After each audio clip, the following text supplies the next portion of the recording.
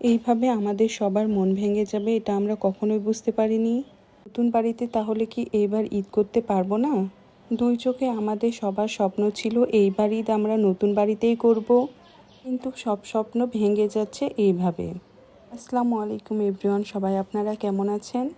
আমি জয়া, আমিও অনেক ভালো আছি। অনেক চেষ্টা করার পরেও আমাদের 3 তলায় এইবারও কমপ্লিট করা হলো না ঈদের আগে। তবে আল্লাহ যা করে ভালোর জন্যই করে। তাড়াহুড়া কাজ কোনোটাই ভালো হয় না। তাই আব্বু সিদ্ধান্ত নিয়ে মিস্ত্রিদেরকে বলেছে তাড়াহুড়া করার কোনো দরকার নেই, তোমরা আস্তে ধীরে কাজ করো কিন্তু নিখুঁতভাবে। আমার কাজ ভালো চাই। তার জন্য আব্বু নিজে দাঁড়িয়ে থেকে আস্তে ধীরে বাড়ির কাজ করাচ্ছে। হোক না একটু দেরি হলেও যেন আমাদের বাড়ির কাজটা খুব সুন্দর লাগে। আর এই তো সেই ভাইরাল গেট। এই গেটের ভিডিও দিলে আপনারা অনেক বেশি পছন্দ করেন। এক কথায় আমাদের টয়লেটের গেটটা ভাইরাল হয়ে গেছে। আমাদের 3 তলার বেলকনির গ্রিলগুলো আজকেই লাগিয়েছে।